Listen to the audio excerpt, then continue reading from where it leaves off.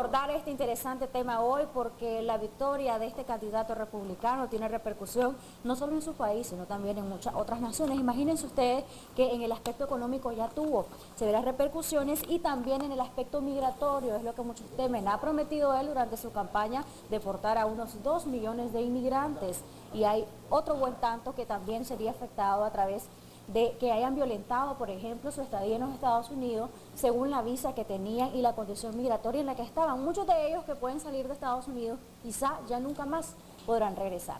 Hoy vamos a abordar este interesante tema con dos expertos que nos honran con su presencia acá en Acción 10 en la mañana, muchachas. Sí, bienvenida, así es. Pandora Avendaño, especialista en temas constitucionales. Él es licenciado en Derecho, experto en Derecho Constitucional y además analista político, también experto en Derecho Internacional, Mauricio Erdosi, a quien es un placer darles la bienvenida. Es un gusto que estén aquí con nosotros debatiendo este tema muy interesante. En las redes sociales esto se ha vuelto hasta que comedia ya, de tantas bromas que han surgido, tantos memes con Trump, con Hillary, pero bueno, vamos a hablarlo hoy de forma seria.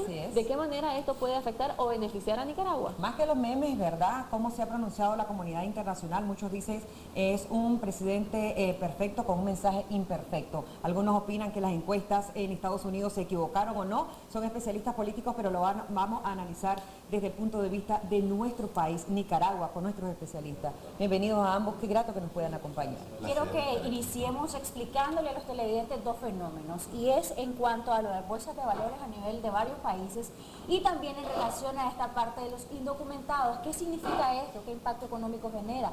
Porque veíamos que, por ejemplo, el peso mexicano llegó a costar, según lo que nos decían, pues $1, 20 pesos mexicanos, algo que nunca se había visto. Incluso estaba confirmada la victoria de Trump cuando ya había este impacto económico en más de un país.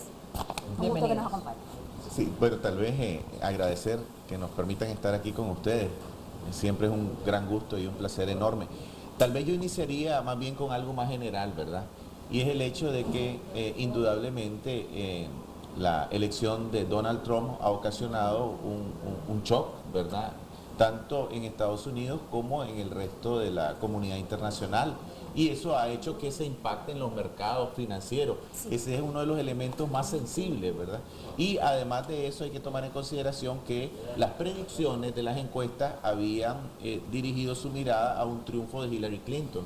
De repente los mercados, que son bien sensibles, comienzan a ver una transformación importante en cuanto a las perspectivas, ¿verdad? Y eso generó un nerviosismo que se reflejó en diversas bolsas de valores y se refleja, por supuesto, también en México. Hay que recordar que México, y tal vez por primera vez, nunca ha estado tan centrada una campaña electoral tan fuertemente en un país latinoamericano, ¿verdad? Entonces lo que sucede en Estados Unidos tiene un impacto muy fuerte, obviamente, en México. Sin embargo, hay que decir también que Donald Trump candidato no es lo mismo que Donald Trump presidente. Claro. E inmediatamente ustedes vieron que hubo un esfuerzo, inclusive yo diría concertado, ¿verdad?, de tratar de apaciguar los ánimos y de volver a recuperar la unidad nacional.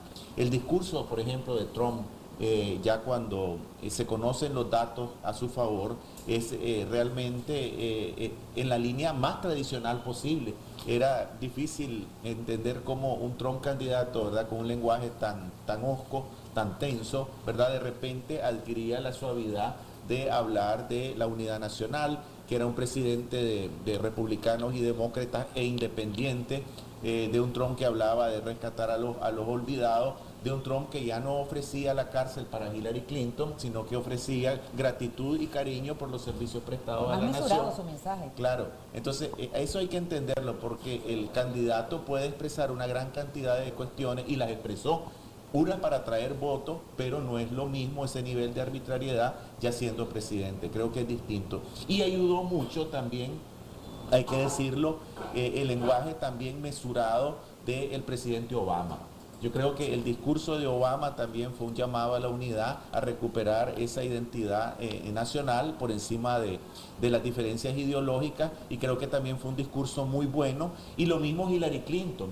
Hillary inmediatamente dijo que, inclusive dijo, démosle una oportunidad a ese liderazgo. A veces esto hay que verlo con mente abierta. Yo quisiera hacer una reflexión en cuanto a que pareciera que el triunfo de Hillary era mediático, porque, y lo conozco porque muchos norteamericanos decían, no, el que va a ganar es Trump, y lo decían meses atrás, porque decían, él es el gringo en esencia, o sea, ese es el gringo. Entonces muchas personas decían, no, el que va a ganar es Trump, con mucha certeza, con mucha seguridad. Entonces, inclusive, y solo para terminar el comentario, decían, es que ellos se alternan, los republicanos se alternan con los demócratas, 2 periodos, los demócratas, que en este caso el presidente Obama con su reelección, ahora le toca a los republicanos, entonces no fue sorpresa que ganara Trump.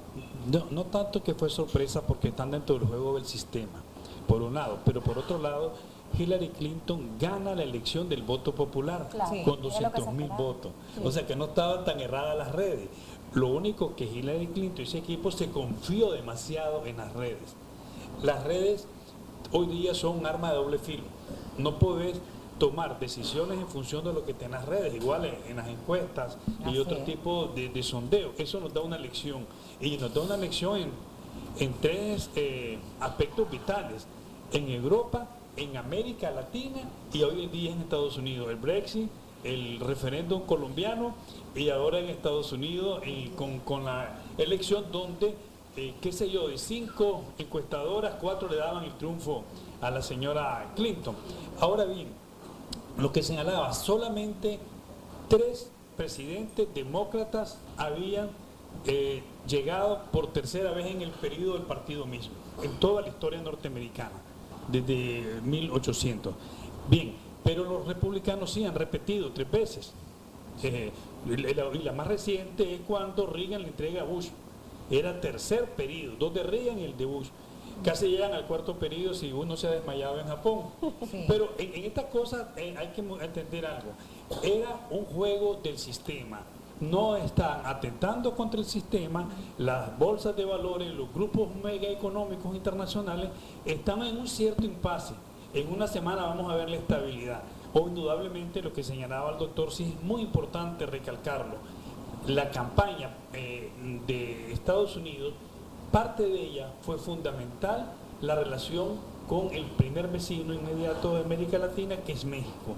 Eso no deja de crear ciertas tensiones porque México tiene indudablemente un gran valor para los Estados Unidos, y no solo por las personas que van a trabajar a los Estados Unidos o que están ilegales, Sí. sino por las relaciones económicas y las relaciones también de la gran industria, entre ellas la industria automotriz, que está agarrando fuerza en territorio mexicano. Me imagino por eso quiso el presidente mexicano fortalecer las relaciones diplomáticas al invitar al candidato Donald Trump. Invitó a los dos, ¿verdad? Indudablemente que Pero- fue una acción de mucha inteligencia, todo el Así mundo Muy lo cuestionó. criticada, pero muy inteligente. Claro, es, pero muy diplomático nuestro en ese ex sentido. asesor de la OEA sabe muy bien. Yo creo que en ese Expliquemos también, contexto. doctor, el voto popular. Sí, ¿Quién yo creo nos que es quedó ahí? importante ¿Qué eso. significa? A mí me parece importante también, además de lo que se ha indicado aquí, reconocer, ¿verdad? Porque muchas veces el lenguaje de Trump nos llevó a equivocaciones también y no supimos Así interpretar lo que estaba detrás de esas palabras. Y yo creo que ahora es el momento de retomarlo, porque viene el momento de reflexionar cómo va a impactar Centroamérica, cómo va a impactar América Latina y cómo va a impactar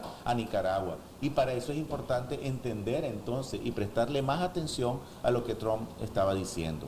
En primer lugar, más allá del ropaje ciertamente rudimentario con que él expresa las cosas y con la simpleza con que lo hace, Sí. en el fondo el planteamiento de él, aunque a nosotros nos parezca tan duro, está conectado con ciertas realidades importantes de la América profunda, ¿verdad? En primer lugar, ya vos hablabas del tema del voto blanco que no ha recibido una instrucción universitaria, ¿verdad? Ese es un voto duro que él lo logra sacar del fondo de la historia y lo lleva a votar, ¿verdad? Eso en primer lugar. En segundo lugar, no debemos olvidar la historia de los Estados Unidos. Estados Unidos viene de una historia reciente que ha impactado psicológica y emocionalmente al ciudadano en 2 niveles importantes. El primero es el impacto de los actos de terrorismo de septiembre 11, ¿verdad? Eso generó una sociedad insegura. Y también esto es así que inclusive los actos de terrorismo se siguieron viendo y los actos de violencia se siguen viendo en los parques. De repente estás en Boston presenciando una parada deportiva y estalla una bomba, de repente en los cines, de repente en los colegios, En las entonces discotecas. en las discotecas. Entonces hay que entender que Trump supo ver realmente, claro que con un lenguaje fuerte, muy duro, que llamó la atención, que había un sentimiento de inseguridad y entonces él comienza a utilizar ese sentimiento de inseguridad y dice, bueno, nosotros no vamos a dejar entrar a los musulmanes aquí. Claro, pero la gente no estaba oyendo eso, la gente estaba oyendo, vamos a realmente a proporcionarle seguridad física a los estadounidenses. Y en el otro tema, ¿cuál es la otra gran crisis en Estados Unidos? La crisis del 2008, la crisis financiera. ¿Qué es lo que pasó? Lo que tenemos amigos en Estados Unidos, porque aquí repercutió muchísimo menos, pero los que tenemos amigos en Estados Unidos que tenían una empresita, que tenían una casa, etcétera, etcétera, vos viste la angustia, ¿verdad? La inseguridad jurídica, la gente que perdió empleo, etcétera, etcétera. Entonces había inseguridad económica. Y de repente viene este candidato y dice, lo que pasa es que los empleos se han ido a México. Eso, independientemente de que sea verdad o mentira, el punto es que les está tocando un sentimiento real, ¿verdad? Importante que llevan dentro de sí. Queremos seguridad laboral, queremos seguridad económica, queremos tener una visión de futuro con certeza, queremos certidumbre, ¿verdad? Y entonces comienza un Trump a hablar de la idea de que las empresas que se fueron a México van a regresar, que el empleo que se fue a México, ¿verdad? Ahora lo vamos a tener en los Estados Unidos, y entonces eso comienza a captar, creo yo, de manera importante la atención del electorado. Como un mensaje subliminal en ese sentido. Xenofóbico, en algunas ocasiones. Él expresó la persona que es en su mensaje. Por eso dicen el presidente imperfecto con un mensaje casi perfecto. Quizás abordamos lo del voto popular que todavía muchas personas. Pero algo muy importante, y hay que entender. Él empieza su campaña política 20 años antes con los reality show. Así es. Él tenía un norte. Inclusive la campaña en sí fue un reality show. Porque siempre el debate, la agenda la marcó él. No lo que es bueno o lo positivo, los puntos estratégicos, no, las cuestiones verdaderamente fundamentales que pudo haber hecho Hillary no lo hizo. Él la llevó a su cancha. Y por otro lado, esa retórica y esas fijaciones en el discurso calaron en un sector, calaron inclusive en un sector hispano, en el sector de mujeres, en el sector rural norteamericano. Hizo ruido en muchos sectores. Eso él tratando con sus expertos lo logró hacer. A tal punto que yendo a la de ustedes, llegando a lo que él quería llegar. Él quería ganar los colegios electorales. Sí.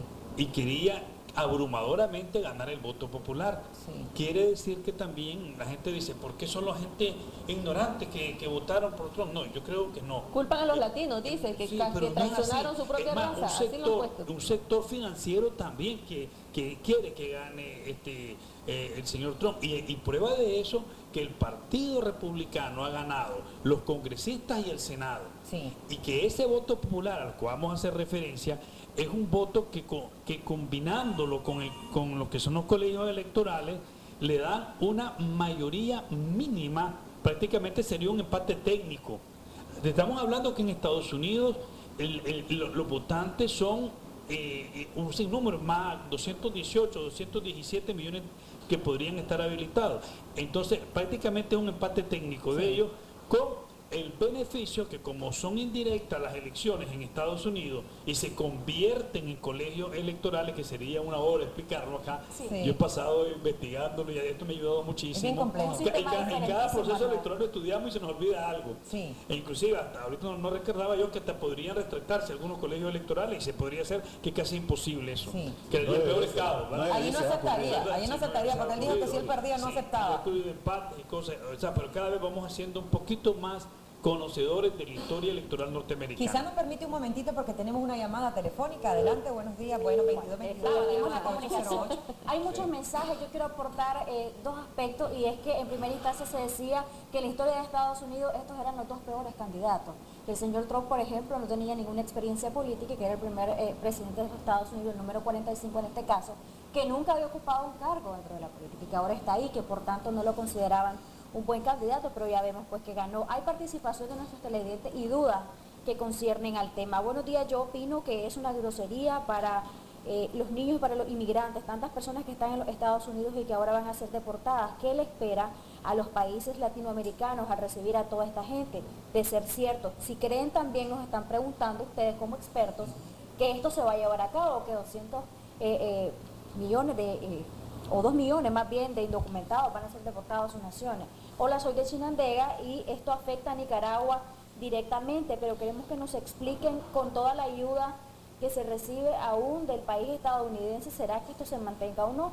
Este tipo no ganó, nos dice otra persona, porque robó a tanta gente y también pudo haber existido algún tipo de malversación en el proceso electoral. Son Sí. parte de las opiniones. Me parece que son todas unas preguntas muy bien dirigidas, ¿verdad? Porque aquí lo fundamental es qué tanto se va a hacer realidad el discurso, a veces retórico, siempre fuerte, y las propuestas realmente a veces inauditas del candidato Trump en la realidad como presidente. Eso es lo que en el fondo la gente quisiera saber. Y yo quisiera agregar al hecho de que hay una diferencia entre el presidente y el candidato, dos elementos más que a mí me parecen fundamentales. Uno es el hecho, ya lo dijimos, no es lo mismo ser candidato que ser presidente, pero el segundo también es fundamental. Estados Unidos obviamente es un país de instituciones democráticas, es un país en donde hay pesos y contrapesos, en donde hay un régimen de derecho, en donde el presidente no necesariamente, más allá del margen que tiene como poder ejecutivo, puede desarrollar todo lo que se proponga. Ahora, aquí se dirá, bueno, pero es que lo que sucede es que la Cámara de Representantes y el Senado son también mayoría republicana. Eso es cierto, pero hemos visto una gran distancia entre lo que opinaba el partido y la forma como él actuaba como candidato. Incluso a él le solicitaron que abandonara la candidatura en su momento. No Así tiene es. poder absoluto. No tiene un poder absoluto en el sentido No de todo que lo que ha dicho de manera se va a llevar a así cabo, es, y los republicanos también tienen una línea muchísimo más tradicional, y lo vimos, nunca habíamos visto en la historia que de repente el partido al cual uno está aspirando, ¿verdad? Simple y sencillamente te quitan personajes increíbles, de un impacto enorme, te quitan el respaldo, y realmente eso demuestra que hay una gran distancia. Entonces, lo importante es que en Estados Unidos también hay un marco de derecho. Vos tenés una Corte Suprema, vos tenés la Asamblea Legislativa, pero además de eso, y este es el tercer punto, ¿quién ha dicho que la oposición desapareció en los Estados Unidos? Una cosa es perder una elección y otra muy distinta, que el Partido Demócrata va a seguir siendo una fuerza de presión enorme. Y porque se habla la mayoría en el Senado, por eso es el temor de muchas Inclusive personas. yo diría que ahorita ya van 2 días de manifestaciones, y eso que tanto que el presidente Obama, en ese lenguaje moderado que él tiene, tan directo, tan preciso, está diciendo, no, ya terminó esto. Pasemos de la emoción al trabajo, porque a todos les interesa salir adelante, ¿verdad?